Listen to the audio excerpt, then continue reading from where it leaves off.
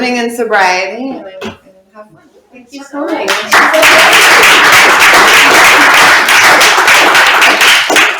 Hi everybody, I'm Regan. I'm an alcoholic.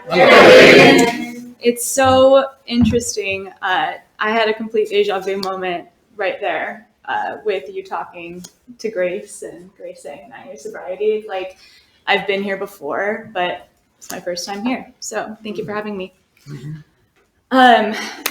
Grace texted me a few days ago and asked if I would speak today. And of course, I immediately said yes. Part of working the steps is being of service. And so I know that this is a big part of being of service. And even though every part of me is also afraid, it's like leaning into that fear and just trusting that I'm supposed to be here. I guess I'll share my story. And I'm going to share my story. And I think where my story starts is probably childhood. It's not when I started drinking. It's when trauma, which happens in every human life, started happening. And I think alcoholism thrives in this inability to deal with trauma, this inability to process trauma in a resourceful, stable way. And that is most definitely where my alcoholism thrived. So a part of this process of sobriety within my recovery, I've been reflecting on the trauma from my childhood and how that's played a part in my my lack of boundaries with myself and with those around me. The youngest of 4 kids, my childhood was pretty damn magical, but our trauma is what we know. And the youngest of 4 kids, I would do anything in my power to fit in with my 3 older siblings. I would roll over, go outside my boundaries, really do anything to fit in. And that extended into my teenage years as well. It extended into my early 20s, and 25 now. It extended to now. And so I started drinking when I was about 16 years old. And in reflecting on those moments of what seemed harmless, partying with friends, it seemed age appropriate at the time, exploring, experimenting with alcohol, with substances. Now, in reflecting on that time period, I can honestly say I was an alcoholic from the moment that I first started drinking. Partying, alcohol, anything to calm my anxiety, to calm my nerves, to feel like I fit into this society and with my peers. I thought about it constantly. It took up an embarrassing amount of time, an embarrassing amount of my mind, my brain power. And now not drinking takes up a lot of my brain power. And I think that that's better. I'll take that. So from that point, started drinking at 16. And it being like the socially acceptable thing up until and it started being a social thing. And it quieted the voices in my head, the anxious voices that said I wasn't enough, I wasn't pretty enough, my peers didn't actually like me. It was like as soon as I took those sips, all of a sudden all of that anxiety faded away and I fit in somewhere. And so what started out as this harmless thing grew into something catastrophic. And it didn't happen overnight. It took time. It was, through my late teens that it was definitely more of a social thing. But then slowly but surely, I started using alcohol to cover other things, to cover other emotions, to cover discomfort that I didn't want to process, that I didn't want to feel. Drinking and numbing and staying asleep was a hell of a lot easier than looking at the trauma and looking at the things that I needed to actually face and work through. So it was COVID. I mean, up until COVID, I definitely had I made my fair share of mistakes, and I definitely, in reflecting, had a problem up until COVID. But I think COVID was when it really started getting out of hand. I went from being a functional alcoholic to a non-functioning alcoholic. That's when it was not fun and games anymore. That's when it was like, I need to seriously look at this. But I didn't. I drank to cover it up instead. My mental health was severely affected by drinking throughout my teenage years, my early 20s. But during COVID, that was when it started affecting my physical health as well. I started experiencing shakiness. I started experiencing sweats, jolting throughout my system.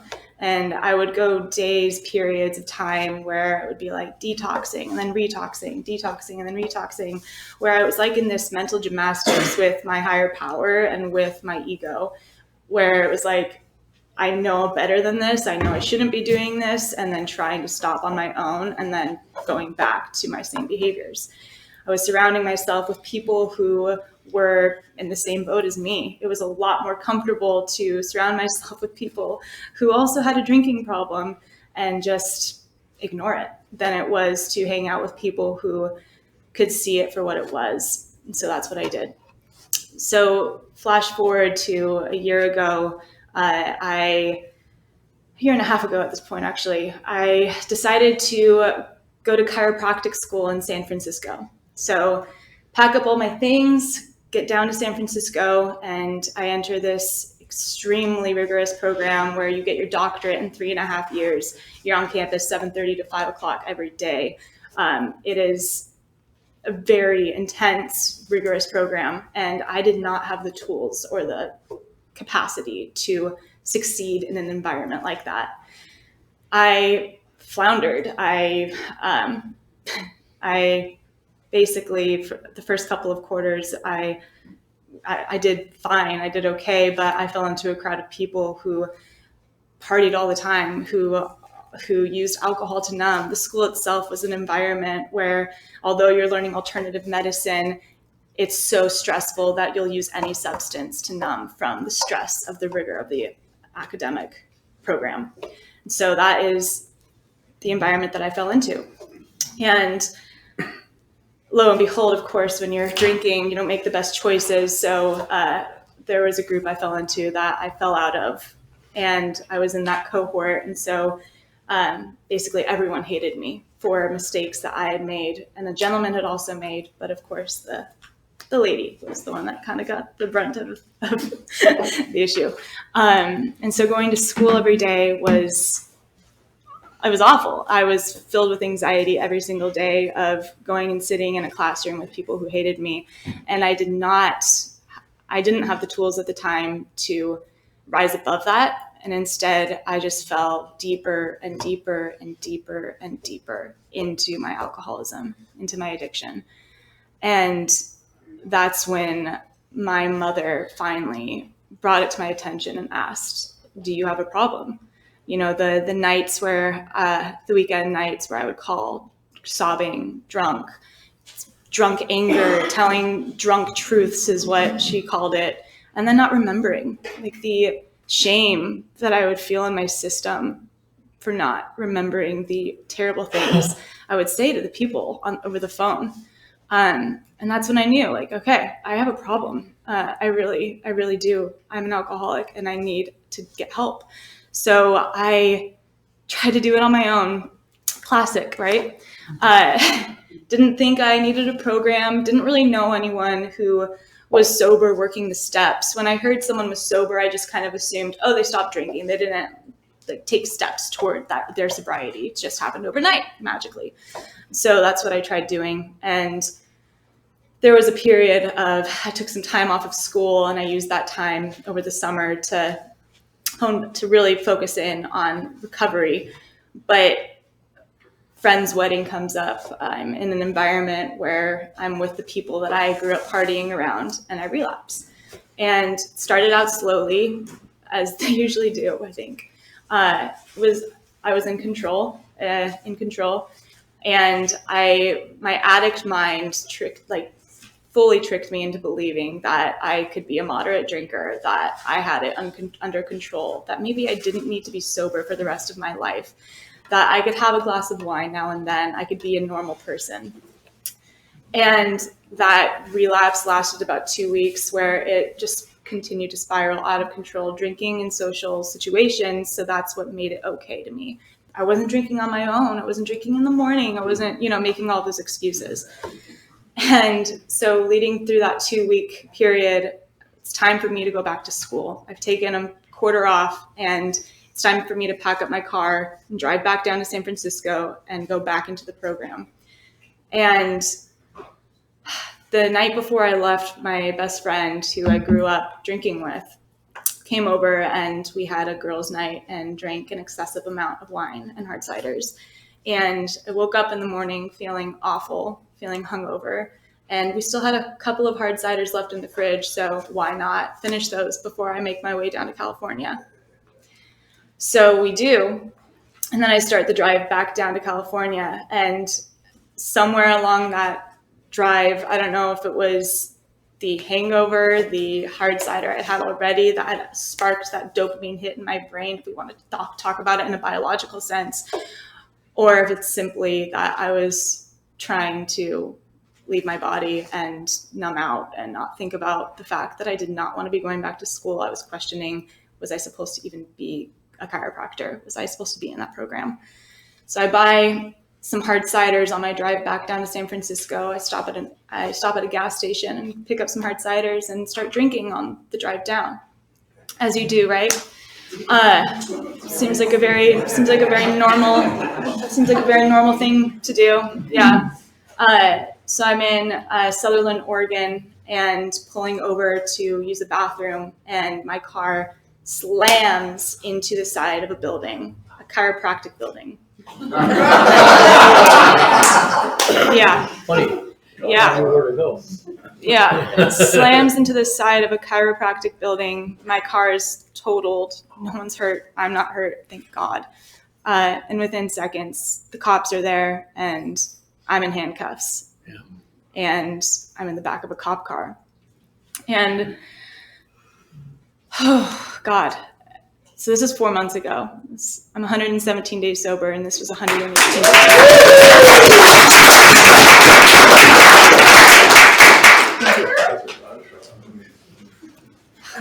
And I can honestly say that moment that, brings tears to my eyes now, just thinking about this divine moment of all of the questions that I've had of, am I an alcoholic? Am I supposed to be going back to school? It was like this higher power in this one instance told me everything I'd been asking in this pretty hysterical way.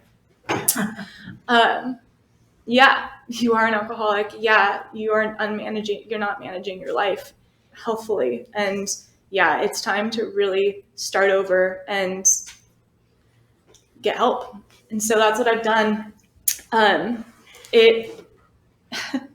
Reflecting on that time just a few months ago where I felt completely alone. I felt isolated. I felt crazy. My head was just in this constant state of turmoil of why can't I get this right? I have all these tools, I have this background in hypnotherapy. I'm in the wellness health industry, and yet here I am being this fraud, drinking poison, numbing myself, and not dealing with any of my shit. And so now, for the first time in my life, it's I'm actually living a life of integrity. It's for the first time in my life, I'm being honest. I'm being brutally honest with myself, with those around me. My shadows were brought into the light on that evening, and thank God they were. It's this mask of perfection that I'd been wearing for my entire life as this means to be liked, to be accepted. It's it was just shattered in that one moment. And I can honestly say that was the best moment of my life, because it brought me here. It brought me into this program. It brought me into working these steps, into finding a community of people who are committed to their growth, to sharing in this authentic, beautiful way their scars in order to help other people heal. We live in a culture where numbing out is everywhere. Whether it's alcohol, whether it's sugar, whether it's food, whether it's TV, porn, shopping, sex, anything. We live in a culture that is asleep. And so I am beyond grateful that there is a program like this that exists, where it's a little bit easier to wake up. You have support in the waking up process. And it's an honor to be here sharing this story in this room. And thank you so much for listening.